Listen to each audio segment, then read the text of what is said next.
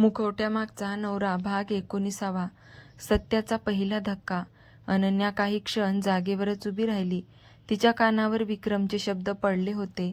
अनन्या पाटील नाहीस तू, अनन्या राजवंश सिंघानिया. पण तिचं मन ते शब्द स्वीकारायला तयार नव्हतं. तिने हळूहळू विक्रमकडे पाहिलं. बाबा. तिच्या आवाजात इतकी वेदना होती की विक्रमची नजर खाली गेली. तुम्ही मला इतकी वर्ष खोटं सांगत होतात. विक्रमच्या डोळ्यात अश्रू जमा झाले. मी तुला खोटं सांगायचं कधीच ठरवलं नव्हतं अनन्या. मग काय ठरवलं होतं? माझ्या मुलीला जगापासून लपवायचं ठरवलं होतं का? कारण जर लोकांना तुझी खरी ओळख कळली असती तर आज तू जिवंत नसतीस. अनन्याच्या अंगावर काटा आला. माधवीने तिच्या खांद्यावर हात ठेवला. बाळा. पण अनन्याने तिचा हात अलगद दूर केला. आई. तुम्हालाही हे सगळं माहिती होतं? माधवी काहीच बोलली नाही. अनन्याच्या डोळ्यातून अश्रू वाहू लागले. माझ्यापासून सगळ्यांनी सत्य लपवलं. मी कोण आहे हे मला माहीत नव्हतं. माझे आई वडील कोण आहेत हे मला माहिती नव्हतं. माझ्या जन्मामागे काय रहस्य आहे हे मला माहीत नव्हतं. आणि आज अचानक मला सांगितलं जाते की मी एका अशा कुटुंबाची मुलगी आहे ज्याच्या संपत्तीसाठी लोक जीव घेण्यास तयार आहेत. विराज तिच्याजवळ आला. अनन्या. तिने त्याच्याकडे पाहिलं. विराजच्या डोळ्यात काळजी होती. पण यावेळी अनन्याला कुणाच्याही आधाराची गरज नव्हती. तिला फक्त सत्य हवं होतं. तिने विक्रमकडे पाहिलं. माझी आई कोण आहे? विक्रम काही क्षण शांत राहिले. मग त्यांनी एक खोल श्वास घेतला. तुझी आई सिंघानिया कुटुंबातील होती. अनन्याने डोळे मिटले. तिच्या मनात असंख्य प्रश्न उठले. मग माझ्या आईचं काय झालं? विक्रमच्या चेहऱ्यावर वेदना उमटली. तुझ्या आईचा मृत्यू झाला. कधी? तू जन्मल्यानंतर काही दिवसांनी. अनन्याने थरथरत्या आवाजात विचारलं. आणि माझे वडील? विक्रम काही बोलण्याआधीच बाहेरून जोरदार आवाज आला. सगळ्यांची नजर दरवाजाकडे वळली. विराजने लगेच अनन्याला आपल्या मागे घेतलं. बाहेर कोणीतरी दरवाजा तोडण्याचा प्रयत्न करत होतं. विक्रमचा चेहरा अचानक गंभीर झाला. ते लोक इथे पोहोचले. कोण लोक? ज्यांच्यापासून मी तुला इतकी वर्ष लपवलं ते लोक. अनन्याने बाबांकडे पाहिलं. पण मला अजून सगळं कळलेलं नाही. विक्रमने तिच्याकडे पाहिलं. तुला सगळं कळेल. पण आधी आपल्याला इथून सुरक्षित बाहेर पडावं लागेल. विराजने लगेच खिडकीकडे पाहिलं. मागच्या बाजूला एक जुना रस्ता आहे. आपण तिथून जाऊ शकतो. विक्रमने मान हलवली. माधवीने अनन्याचा हात पकडला. चला बाळा. पण अनन्या हलली नाही. तिने जमिनीवर पडलेली फाईल उचलली. या फाईलमध्ये माझ्या जन्माचं रहस्य आहे. विक्रमने होकार दिला. आणि कदाचित तुझ्या आईच्या मृत्यूचंही. अनन्याच्या डोळ्यात पुन्हा अश्रू आले. मग मला ही फाईल कुठल्याही परिस्थितीत जपायचीच आहे. विराज तिच्याकडे पाहत राहिला. त्या क्षणी त्याला जाणवलं की अनन्याचं आयुष्य आता पूर्णपणे बदललं होतं. ती फक्त त्याच्यावर प्रेम करणारी साधी मुलगी राहिली नव्हती. ती एका अशा कुटुंबाची वारस होती जिच्या नावामुळे अनेक शत्रू जागे झाले होते. आणि सर्वात मोठं रहस्य अजून समोर यायचं होतं. तिच्या खऱ्या वडिलांचं. सगळे मागच्या दरवाजातून बाहेर पडले. रात्र अधिकच काळोखी झाली होती. पावसाचा जोर खूपच वाढला होता. विराज पुढे चालत होता. त्याच्या मागे अनन्या आणि माधवी होत्या. सगळ्यात शेवटी विक्रम होते. पण काही अंतर गेल्यावर विक्रम अचानक थांबले. अनन्या मागे वळली. बाबा. विक्रमने तिच्याकडे पाहिलं.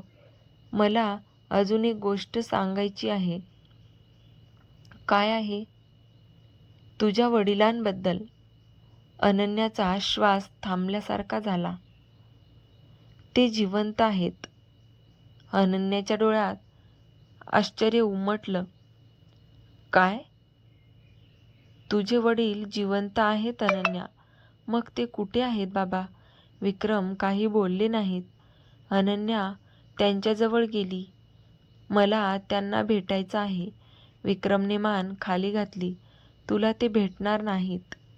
का? कारण त्यांना अजूनही वाटतं की तू मेली आहेस. अनन्याच्या डोळ्यातून अश्रू वाहू लागले. माझ्या स्वतःच्या वडिलांना वाटतं मी मेली आहे. विक्रमने तिचा हात पकडला. मी त्यांना तसं मानायला भाग पाडलं. का? कारण त्यांच्या भोवतीचे लोक सुरक्षित नव्हते. तुझ्या जन्माच्या वेळी सिंघानिया कुटुंबात मोठा वाद सुरू होता. संपत्तीच्या वाटणीवरून अनेक लोक एकमेकांचे शत्रू झाले होते. तुझ्या वडिलांकडे त्या संपत्तीशी संबंधित एक महत्त्वाचा दस्तऐवज होता आणि तुझ्या आईकडे त्याची दुसरी प्रत होती. अनन्या शांतपणे ऐकत होती. मग त्या दस्तऐवजाचं काय झालं? तोच दस्तऐवज आज या फाईलमध्ये आहे. विराजने आश्चर्याने विक्रमकडे पाहिलं. म्हणजे या सगळ्या कटाचं मूळ या फाईलमध्ये आहे? हो. पण विक्रम काही बोलणार इतक्यात त्यांच्या मागे गाडीचा आवाज आला. विराजने लगेच सगळ्यांना थांबवलं. 2 काळ्या गाड्या त्यांच्या दिशेने येत होत्या. अनन्याने घाबरून विराजचा हात पकडला. विराजने तिचा हात घट्ट धरला. घाबरू नकोस अनन्या, मी आहे. गाड्या जवळ येताच विराजने सगळ्यांना एका जुन्या इमारतीच्या मागे नेलं. गाडीतून काही माणसं उतरली. त्यांच्यात तोच व्यक्ती होता ज्याने काही वेळापूर्वी विक्रमच्या घरात येऊन अनन्याला तिच्या जन्माचं रहस्य सांगितलं होतं. त्याने आजूबाजूला पाहिलं. ते फार दूर गेलेले नाहीत. त्यांच्यासोबत असलेल्या माणसाने विचारलं, मुलगी सापडली तर काय करायचं? त्याने थंड आवाजात उत्तर दिलं, मुलगी जिवंत हवी. का? कारण तिच्याकडे जे आहे ते तिच्या वडिलांपेक्षा जास्त महत्त्वाचं आहे. अनन्याने हे शब्द ऐकले. तिच्या अंगावर शहारा आला. तिच्याकडे असं काय होतं? तिने फाईल घट्ट पकडली. विराजने तिच्याकडे पाहिलं. तू ठीक आहेस? हो. पण तिचा आवाज थरथरत होता. विराज, माझ्याकडे फक्त ही फाईल नाही, माझ्याकडे अजून काहीतरी आहे. काय? माझ्या आईची अंगठी. विक्रमने लगेच तिच्याकडे पाहिलं. ती अंगठी तुझ्याकडे कशी काय आली? अनन्याने सांगितलं, मला लहानपणी एका जुन्या पेटीत मिळाली होती. विक्रमचा चेहरा पांढरा पडला. ती पेटी कुठे आहे? माझ्या घरी आहे. विक्रमने डोळे मिटले. देवा, काय झालं बाबा? विक्रमने हळू आवाजात सांगितलं, त्या अंगठीत एक गुप्त चिन्ह आहे. कसलं चिन्ह? सिंघानिया कुटुंबाच्या वारसाचं. अनन्या काही बोलू शकली नाही. म्हणजे? विक्रम तिच्याकडे पाहत म्हणाले, म्हणजे तूच त्या संपूर्ण संपत्तीची खरी वारस आहेस. अनन्याच्या डोळ्यासमोर अंधार दाटून आला. तिने भिंतीचा आधार घेतला. विराजने तिला लगेच सावरलं. अनन्या, मी ठीक आहे. पण तिचा आवाज खूपच कमजोर झाला होता. तिने विक्रमकडे पाहिलं. जर मी त्या संपत्तीची वारस असेन तर माझे वडील मला का शोधत नाहीत? विक्रम शांत राहिले. कारण त्यांना तुझ्याबद्दल खोटी माहिती देण्यात आली. कोणीतरी त्यांना सांगितलं की तू जन्मल्यानंतर लगेच मरण पावलीस. कोणी सांगितलं? विक्रमने त्या दिशेने पाहिलं जिथे काही वेळापूर्वी तो माणूस उभा होता. तोच. अनन्याच्या चेहऱ्यावर संताप उमटला. त्याने माझ्या आईला मारलं? विक्रमने उत्तर दिलं नाही. अनन्याने पुन्हा विचारलं, बाबा, त्याने माझ्या आईला मारलं का? विक्रमच्या डोळ्यात अश्रू आले. हो. अनन्याने डोळे मिटले. तिच्या मनात आईचा चेहरा कधीच नव्हता. कारण तिने आईला पाहिलंच नव्हतं. पण त्या क्षणी तिला जाणवलं की ज्या आईने तिला जन्म दिला तिचं आयुष्य तिच्यामुळे नाही तर तिच्या जन्मामागच्या संपत्तीमुळे संपवलं गेलं होतं. माधवीने तिला मिठीत घेतलं. बाळा. अनन्या तिच्या छातीवर डोकं ठेवून रडू लागली. आईने मला कधीच पाहिलं नाही, पण तिने माझ्यासाठी आपला जीव दिला. माधवीच्या डोळ्यातूनही अश्रू वाहत होते. तुझी आई शेवटच्या क्षणी फक्त तुझ्याबद्दल विचार करत होती. तुम्हाला कसं माहीत? कारण मी तिच्या सोबत होते. अनन्या अचानक मागे झाली. तुम्ही तिच्या सोबत होता? माधवीने मान हलवली. हो. तुझ्या जन्माच्या वेळी मी तुझ्या आईसोबत होते. मग मला सगळं सांगा. माधवी काही क्षण शांत राहिली. तुझ्या आईने मला शेवटची एक गोष्ट सांगितली होती. काय? जर माझ्या मुलीला कधी सत्य कळलं तर तिला सांग की तिचा जन्म कुणाच्याही संपत्तीसाठी झालेला नाही. तिचा जन्म प्रेमातून झाला आहे. अनन्याच्या डोळ्यातून अश्रू आले. माझे आई वडील एकमेकांवर प्रेम करत होते? हो. मग त्यांचं काय झालं? माधवीने विक्रमकडे पाहिलं. विक्रमने मान खाली घातली. तुझ्या आईच्या मृत्यूनंतर तुझ्या वडिलांना वेगळं करण्यात आलं. त्यांना वाटलं तुझी आई आणि मुलगी दोघीही गेल्या, पण तू जिवंत होतीस. हो. आणि तुला वाचवण्याची जबाबदारी माझ्यावर आली.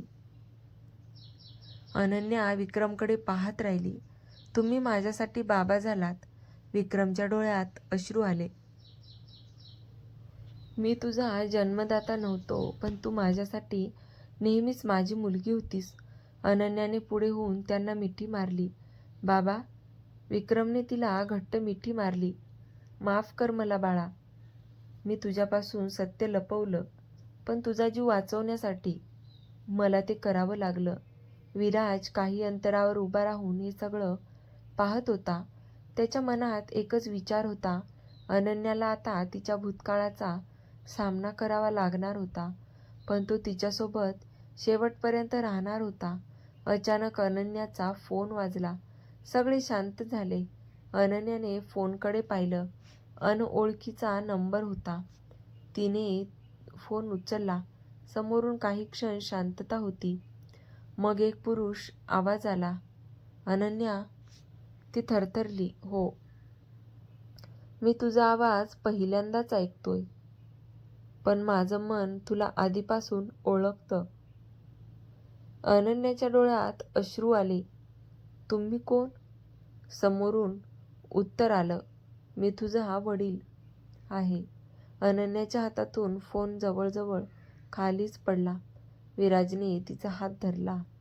फोन कट करू नकोस. अनन्याने थरथरत विचारलं. माझं नाव तुम्हाला कसं माहीत? कारण मी तुला गेली अनेक वर्ष शोधत होतो, पण मला सांगण्यात आलं होतं की तू या जगात नाहीस.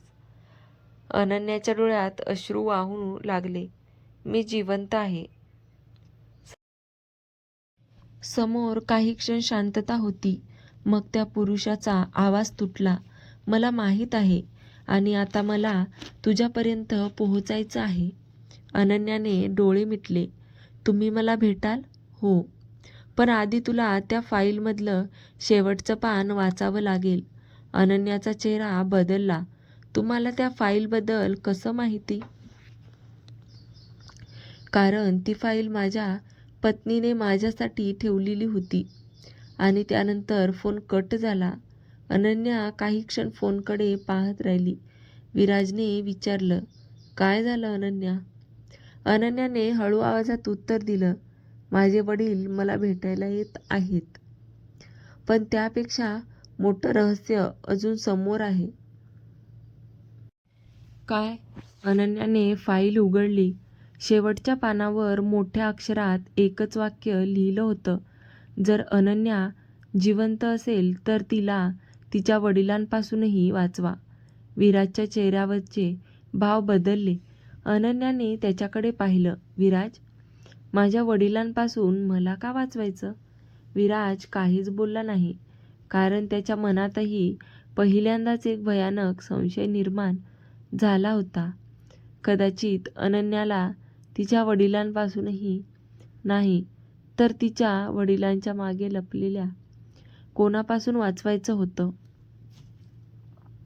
त्या रात्री सगळे एका सुरक्षित ठिकाणी पोहोचले. पण अनन्याला झोप येत नव्हती. ती खिडकीजवळ जाऊन उभी राहू लागली. उभी राहून बाहेर पाहत होती. तिच्या हातात आईची अंगठी होती. तिने ती अंगठी हातात घट्ट पकडली. आजपर्यंत तिला वाटत होतं की तिचं आयुष्य साधं आहे. तिला तिचे बाबा माहीत होते. तिची आई म्हणून माधवी होती आणि तिच्या आयुष्यात विराज होता. पण एका रात्रीत सगळं सत्य बदललं होतं. ती कोण होती? तिचे खरे वडील कोण होते? तिची आई कशी मरण पावली? आणि तिच्या नावामागे एवढी मोठी संपत्ती का होती? तिच्या डोक्यात हजारो प्रश्न होते. अचानक मागून आवाज आला, "तू झोपली नाहीस?" अनन्या वळली. विराज उभा होता. तिला पाहून तो हळूच तिच्या जवळ आला. "मला भीती वाटते." "कशाची?" "सगळं गमावण्याची." विराजने तिचा हात हातात घेतला. "तू काहीही गमावणार नाहीस. पण माझं आयुष्यच बदललं आहे." "हो, पण तू बदललेली नाहीस." अनन्या त्याच्याकडे पाहतच राहिली. "जर मी खरंच त्या संपत्तीची वारस असेन तर? तरीही तू माझ्यासाठी तीच अनन्या आहेस." "जर माझ्या भूतकाळामुळे तुझ्या आयुष्याला धोका निर्माण झाला तर मी तुझ्यासोबत उभा राहीन. जर माझ्या कुटुंबामुळे तुला सगळं गमवावं लागलं तर मी पुन्हा सगळं उभं करेन." अनन्याच्या डोळ्यात अश्रू आले. तिने विराजच्या खांद्यावर डोकं ठेवलं. "मला फक्त एक वचन दे." "काय?" "माझ्यापासून कधीही काही लपवू नकोस." विराज काही क्षण शांत राहिला. "मी वचन देतो." पण त्याच क्षणी विराजचा फोन वाजला. त्याने फोन उचलला. समोरून एक गंभीर आवाज आला. "विराज?" "हो." "तू ज्या मुलीला वाचवतोयस ती फक्त सिंघानिया कुटुंबाची वारस नाही." "मग?" "ती त्या कराराची चावी आहे." "कसली चावी?" समोरचा आवाजात शांत झाला.